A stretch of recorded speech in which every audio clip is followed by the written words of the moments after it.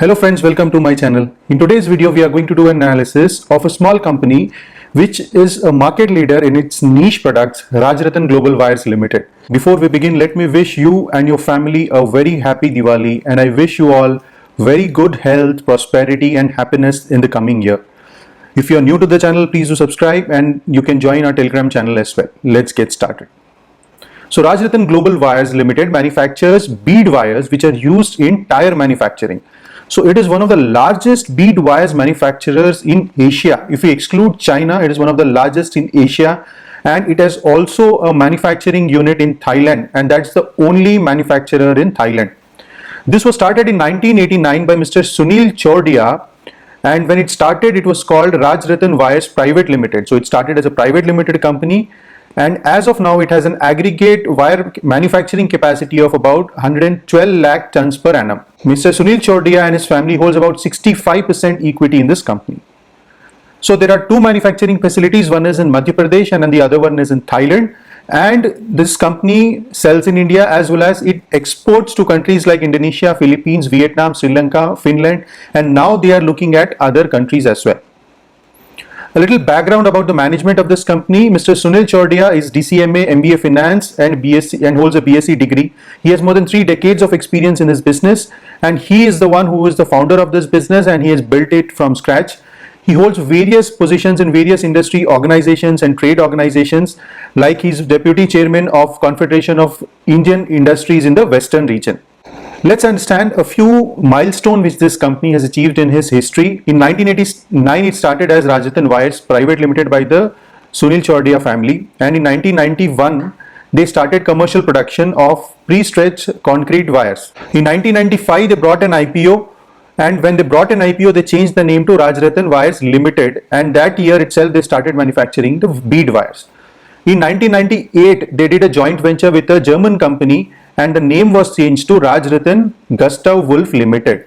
In 2004, they bought back the equity from the German company and changed the name back to Rajratan Global Wires Limited, and then onwards the name continues as it's mentioned. In 2006, they started their Thailand operations. Now let's understand their business and their products. Tire bead wire. So what is tire bead wire? This wire is used in the manufacturing of rubber tires.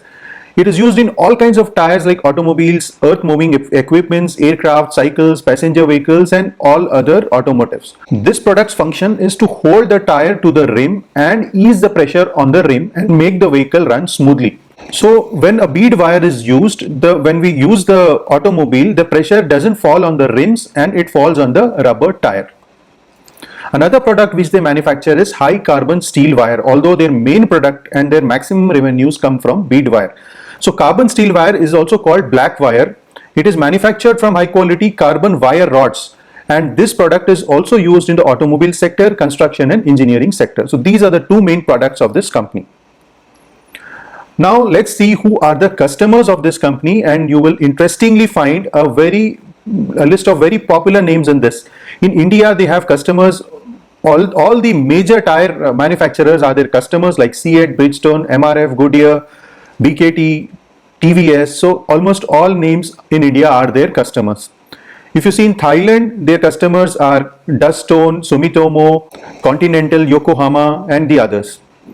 Internationally, other than India and Thailand also, their customers are Toyo Tires, Michelin, Dunlop. So like this, all popular brands in India and abroad are their customers, and the company has more than 5 years relations with almost every customer, which shows that the customers' stickiness with the company and their trust over the quality and the brand which Rajratan manufactures. Now let's understand how this industry is operating and what are the major trends in the bead wire industry or the tire industry. Due to the recent China's trade restrictions, India is having advantage even in this industry, and that's one reason why Rajratan is doing well in terms of demand of their product. The domestic demand from the passenger vehicles as well as commercial vehicles has improved in FY21 compared to the earlier year. If you see the commercial vehicles, the demand is more than 24% year on year. The input prices of various raw materials due to inflation is affecting this industry also, but one good thing is Rajratan is able to pass on that input cost inflation to their end customers. So this shows that they have the price setting advantage, which is very important for any company. And now as the economy is doing well, the logistics demand is very high, so this will lead to more and more replacement of tires, which will generate higher amount of demand for bead wire industry as well. If you see the global automotive tire industry, it is projected to reach a size of about $154.4 billion and will grow at a CAGR of about 4% up to 2027. Now, who are the competitors of this company? In the listed space, there are hardly any competitors. I found only Bedmutha Industries Limited in the listed space. In the unlisted space, this company has various competitors like Aarti Steels, Aradhya Steels, Nirmal Group, Bansal Wire, and several other companies. Apart from this, they face stiff competition from the products which are imported from China, and as of now, there are supply disruptions from China, which is creating an advantage for this company. What are the competitive strengths of this company or economic moat? This company is having an advantage of a price setter. They are not operating like a commodity. They are able to set their own prices. If their input cost of the raw material is rising, they are able to pass on that input cost by increasing their sales price to their customers. So they have that understanding with their customers, and their customers rely on them and have long-term contracts with them for their purchase of their products, and that is why they are accepting higher prices. With regard to logistics issues also, they are changing their terms to ex-factory basis, so that the customer bears the cost from the dispatch stage from the factory of the manufacturer till it is delivered to the customers go down. The company has also established a research center which is called Rajratan Technical Center to do extensive research on their products and keep them up to date as per the industry standards. Another important thing to note is that more than 83% of their revenue comes from their customers which are more than 5 years old. So they have long-term relationships with their customers, and the customers keep reordering from them. In terms of cost structure, across the world, Rajratan has one of the most competitive cost structures, and they have great relations with big brands, as we've seen in the earlier slides. So that is one big advantage in terms of competitiveness. Other than the regular products, as per their client specifications, they also make premium products as per their requirements. And in most of their cases, their approach is sell first and make later, which gives them an advantage of no dead inventory. So they already have an order at hand when they start the manufacturing process. This also reduces the working capital requirement of this company. We can call Rajratan Wires as a bead wire specialist, as 91% of the revenue comes from this product. The other companies also manufacture this, but that is not their main product. This is one of their other products. So the industry also recognizes Rajratan as the specialist of bead wire manufacturing. It is the largest in India, second largest in Asia other than China, and it is the only company who is manufacturing in Thailand. So this is also one of their competitive edge.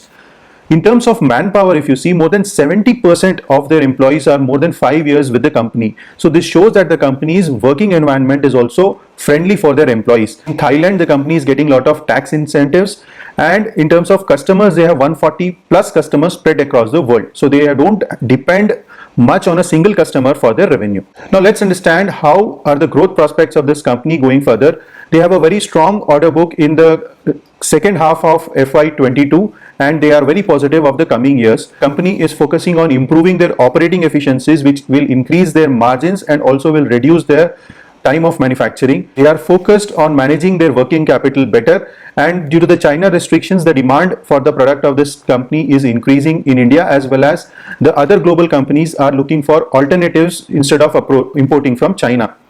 They are upgrading their picking line, and they are also establishing a new coating line. So they are investing in capex continuously, and they are also increasing their total capacity. They have also planned to establish a third unit for manufacturing. The company plans to expand to other countries also, other than which they are presently exporting. Thailand is Asia's largest tire manufacturing hub. So that gives this company also a great advantage, as most of the global companies look for the suppliers from Thailand also. And with most of their customers, they have multi-year contracts in hand. So this maintains their consistency in revenue, although sometimes the auto sector remains a bit cyclical.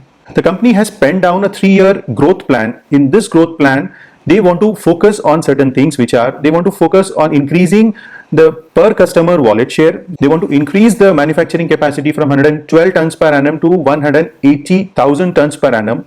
They want to make the company debt free. The company has been already growing in double digits, and in future they expect the company to grow even faster. What are the risks which this business might face? Logistics issues are presently being faced by almost all the industries, and the company is taking measures such as they are operating at X factory terms to cover this risk. Raw material availability could be a risk. Raw materials price volatility, which affect their margins, could be a risk. Country risk, as if the auto industry in India does not do well, their sales might be affected. Product irrelevance risk, if a new technology comes in future which makes the bead wire requirement obsolete, that could be a risk. Competition risk from manufacturers in India, Thailand, as well as in other countries like China. Technology risk, as they have to keep upgrading their technology to stay ahead of the market. Now, after the business analysis, let's move on to the financial analysis, starting with the quarterly results. In terms of volume, they have done about 24,000 metric tons compared to 19,800 metric tons year on year in Q2, which is up by 21%. Revenue wise, they have done a 241 crore revenue compared to 139 crores, which is up by 73%. EBITDA is 51 crore compared to 26 crores, and profit after tax is 33 crores compared to 14 crores, which is more than 2 times. EBITDA margins have improved from 18.5 to 21% in spite of the inflation, and profit after tax has gone up from 9.75% to 13.5% in spite of the inflation.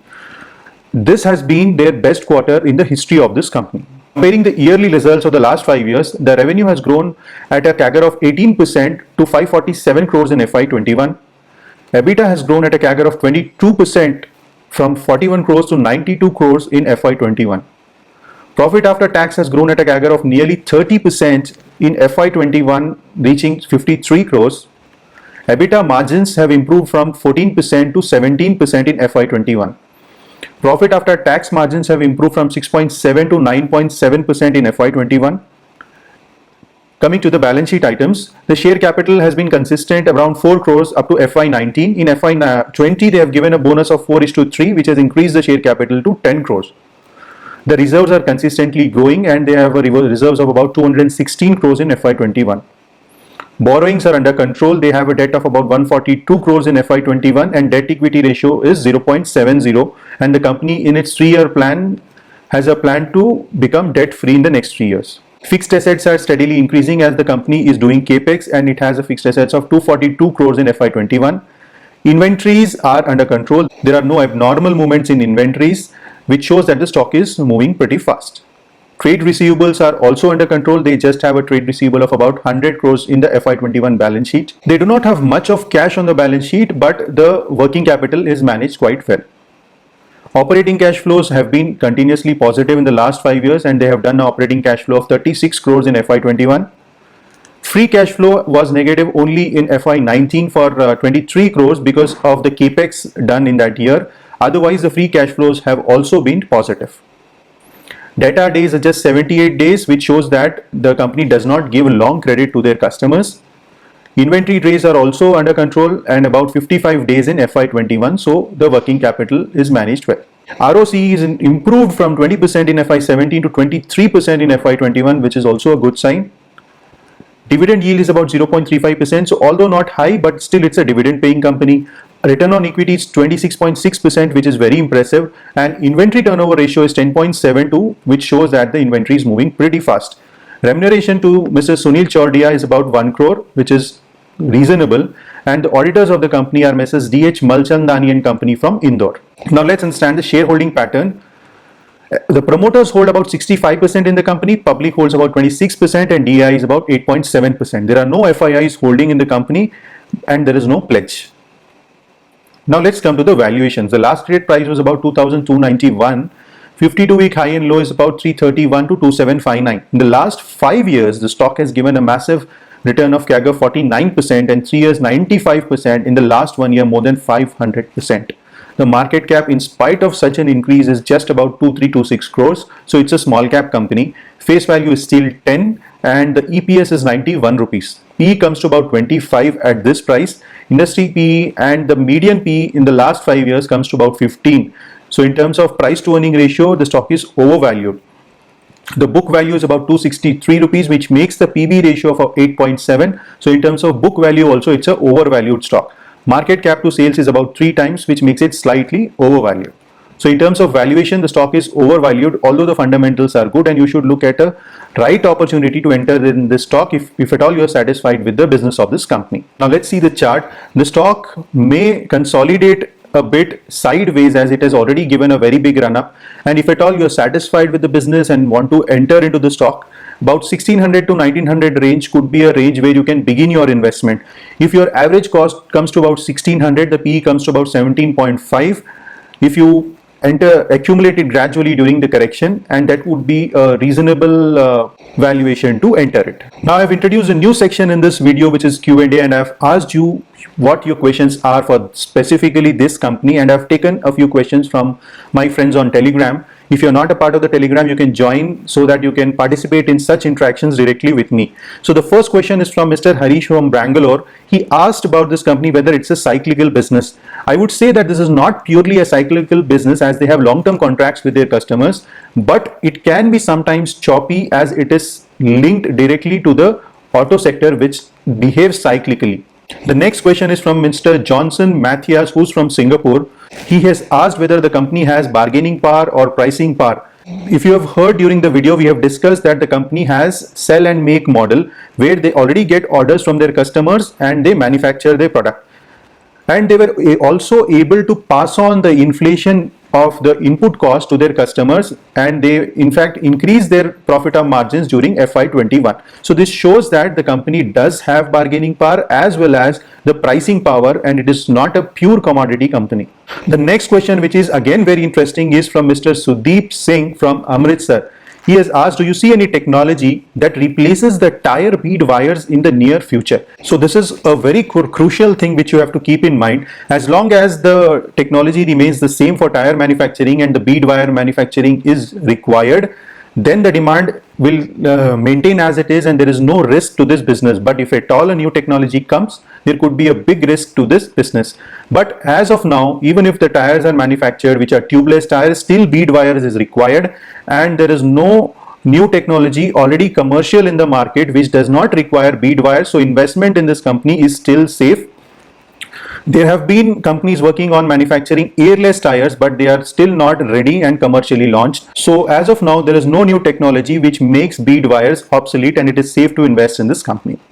So this is about Rajratan Global Wires. I hope you like the analysis. To summarize, the management of the company is pretty experienced in their business. They have market leadership in the bead wires which they manufacture. They have product expertise as the company which are their customers stick to them as per their quality standards to have long-term contracts with them.